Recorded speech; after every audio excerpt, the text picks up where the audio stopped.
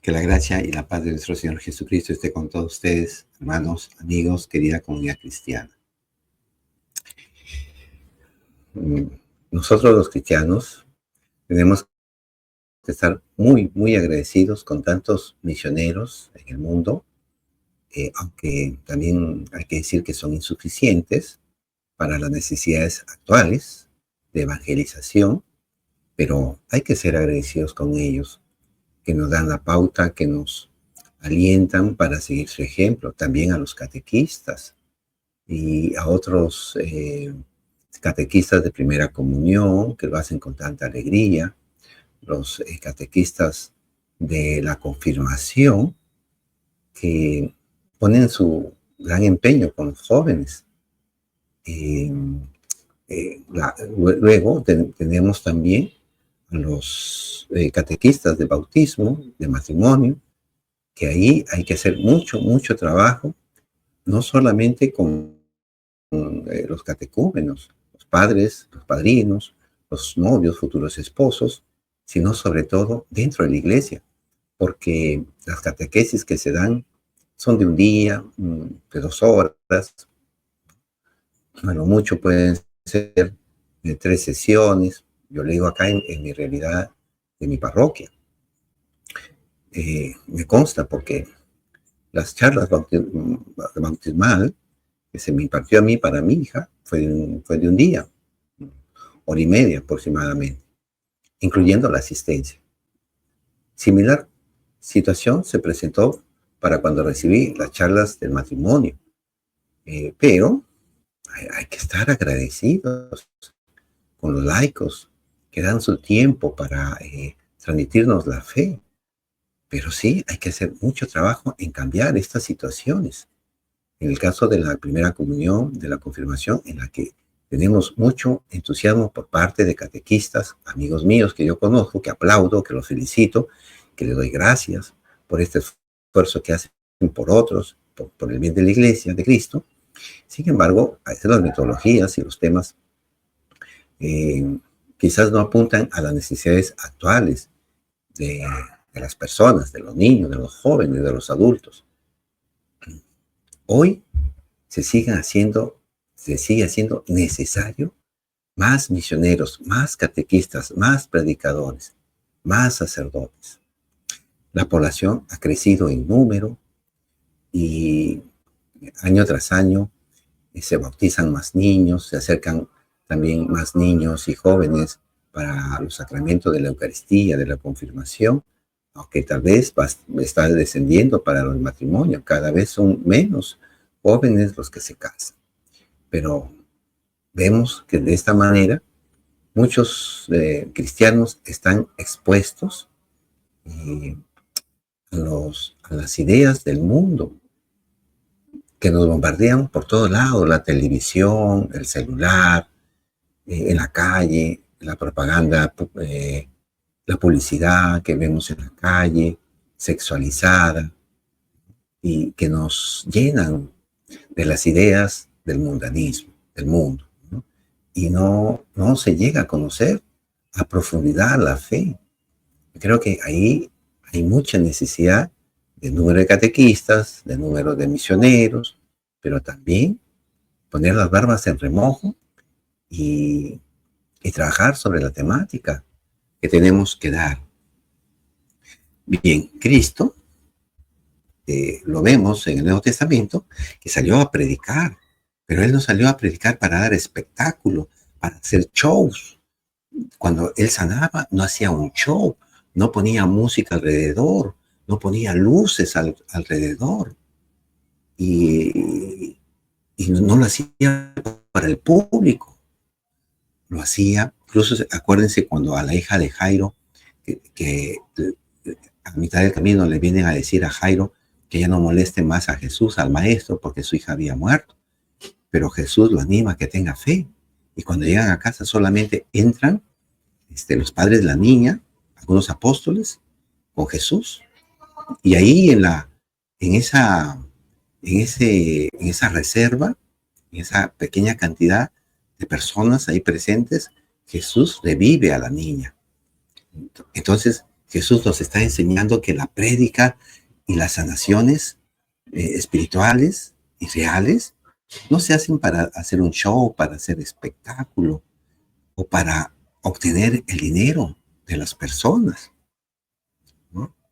Cuando Cristo curaba, no era para el sensacionalismo, para atraer adeptos y obtener de ellos sumas de dinero o beneficios. No, era para sanar los corazones de los hombres, de las mujeres, de los niños, convertir almas a la fidelidad del Padre, almas que amaran a Dios, que amaran al prójimo. Marcos, en el capítulo 1, versículos 38 y 39, nos muestra el trabajo que hacía Jesús. Él les contestó a los que le seguían, ¿no? Vámonos a los pueblecitos vecinos.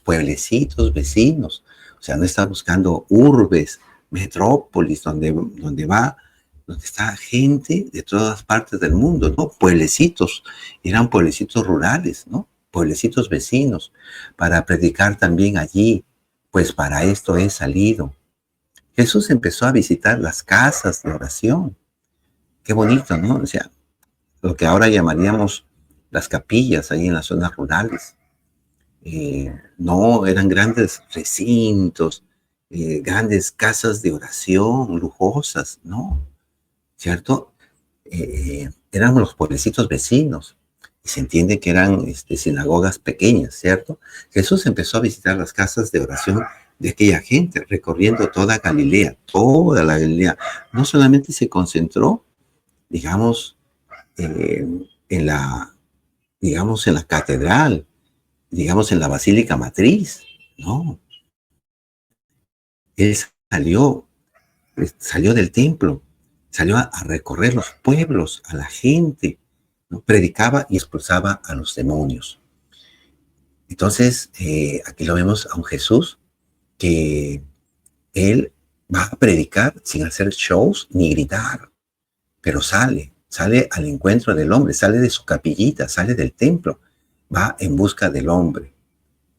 Hoy es tiempo también de salir a predicar fuera de nuestras casas, fuera de nuestros templos.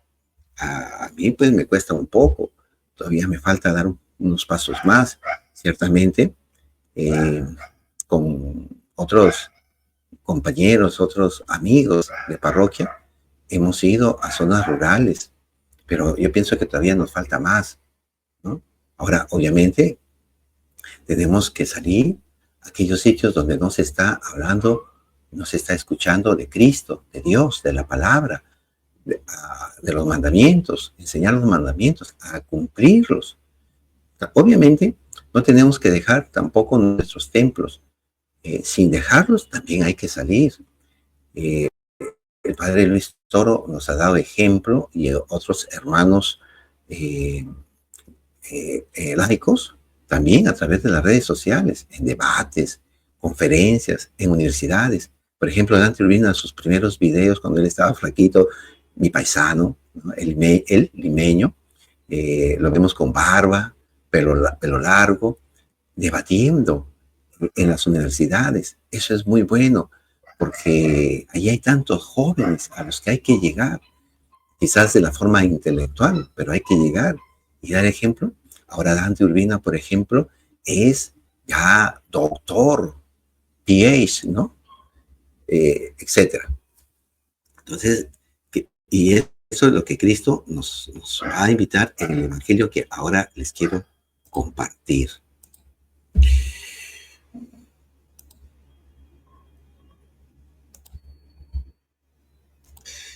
Lectura del Evangelio según San Mateo. Gloria a ti, Señor. Y está tomado el capítulo 12, versículo 14 al 21. Enseguida los fariseos salieron y se confabularon para buscar la forma de acabar con él, con Jesús, ¿no?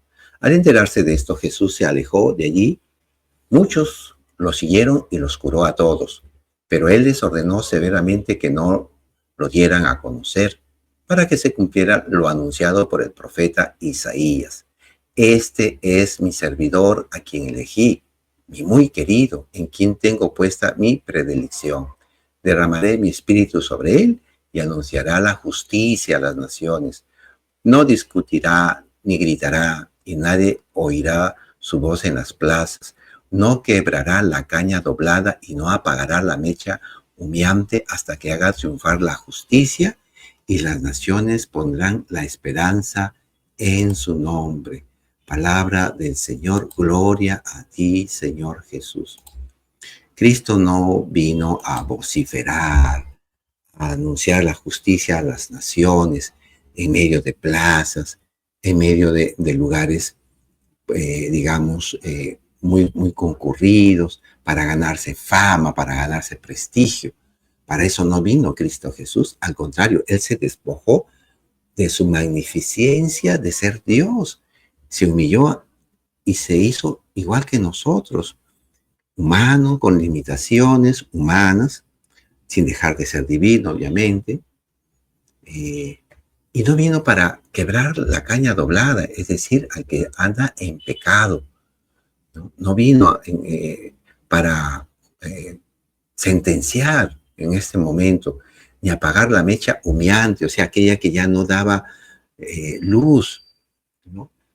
Vino a llamar a estas personas a conversión, para que a la vez, una vez convertidas al Padre, fueran luz para las naciones, ¿no? Camino recto para las demás como modelos de vida cristiana. Pero sí, hasta que haga triunfar la justicia, es decir, a su segunda venida, al juicio. Ahí hará justicia Jesús. Ahora es tiempo de convertirnos, es tiempo de cambiar de vida. Luego termina el texto que hemos leído de Mateo 12, versículo 21, nos dice, y las naciones, o sea, la catolicidad, pondrán la esperanza en su nombre. Qué hermoso texto el que hemos compartido. Muchos lo siguieron, lo dice aquí Mateo 12, 15. Muchos lo siguieron y los curó a todos. Miren qué hermoso. No es que hizo pocas sanaciones, que hizo pocos milagros. Muchos, eran cantidades. Recordemos que en un momento multiplicó panes para 5,000 hombres, solamente hombres, sin contar niños y mujeres. Imagínense, ¿no? Podría ser el triple, el cuádruple. Y los curó a todos. Obviamente los que necesitaban sanaciones graves, ¿no? Sanaciones de enfermedades graves, los curó a todos. Es decir, sanó a los que lo buscaban, los que los buscaban.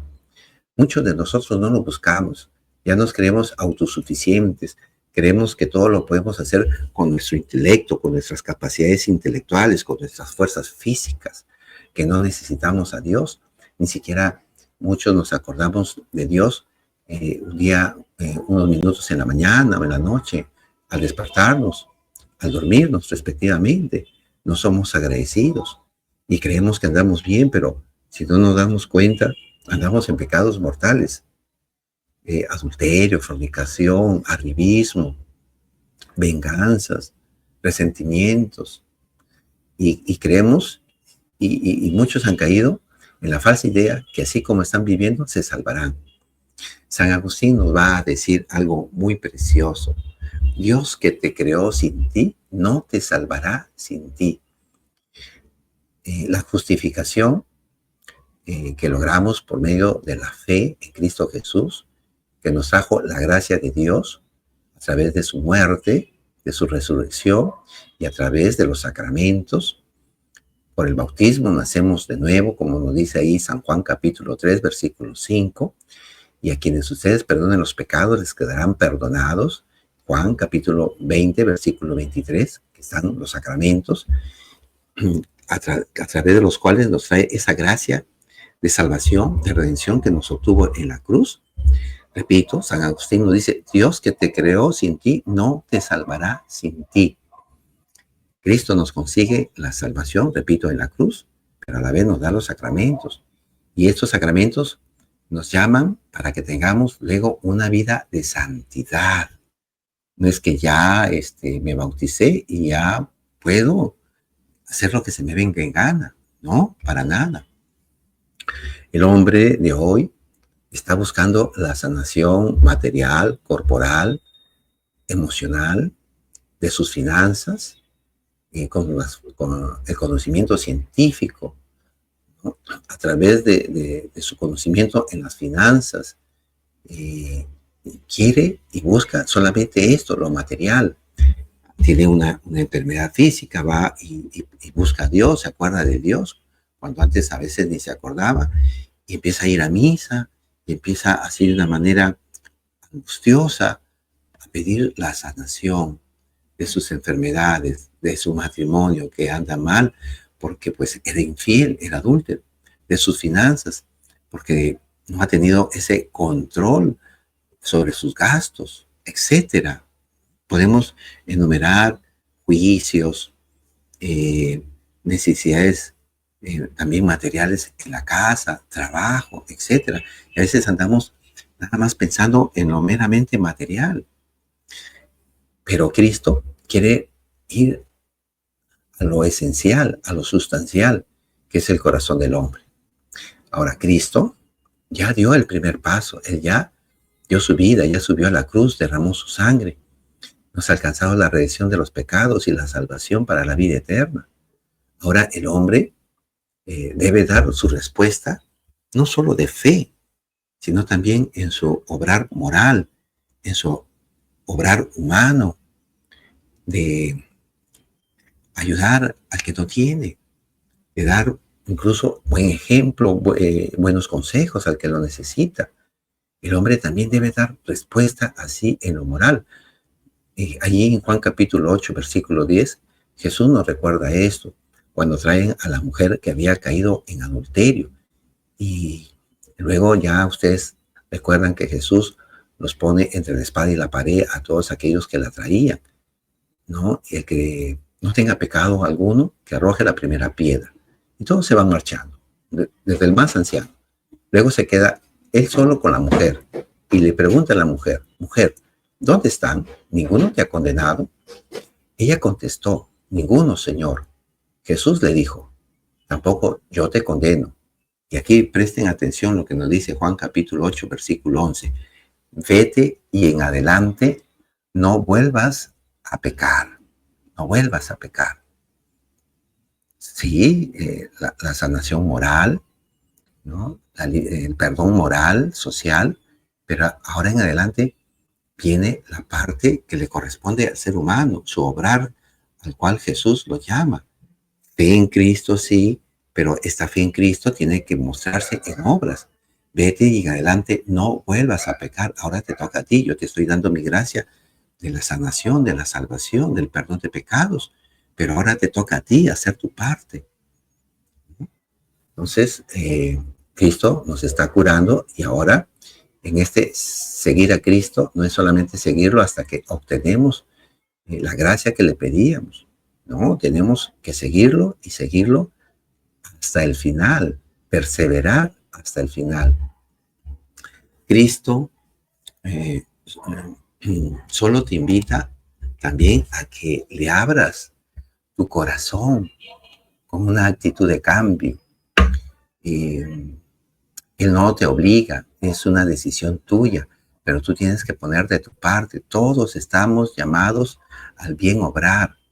Eso también nos justifica, como nos lo dice ahí en Santiago, capítulo 2, versículo 24. Miren lo que nos dice el Apocalipsis en el capítulo 3, versículo 19. Nos dice Jesús, yo reprendo y corrijo a los que amo. Yo reprendo y corrijo a los que amo.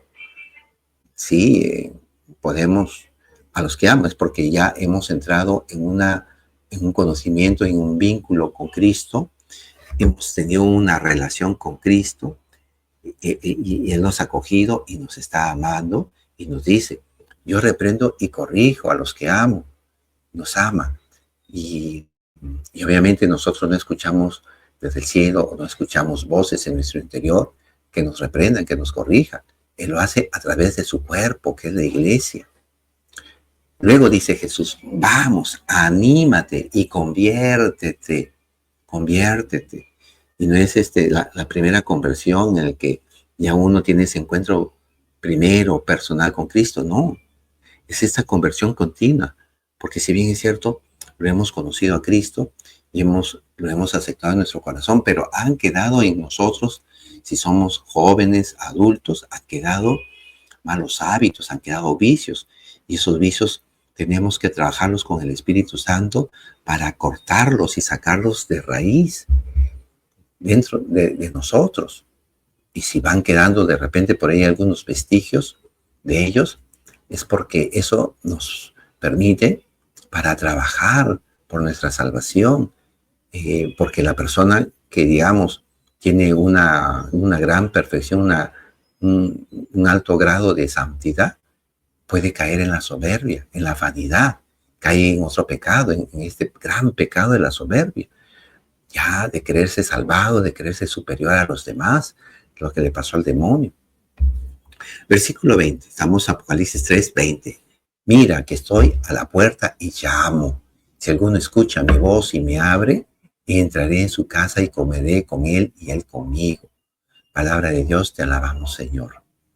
Sí, a eso es lo que tenemos que nosotros llevar a la gente para que conozca a Jesús y entremos en esta confianza con Cristo de que está dentro de nosotros. Nos dice el texto muy bonito, ¿no? Entraré en su casa y comeré con él y él conmigo.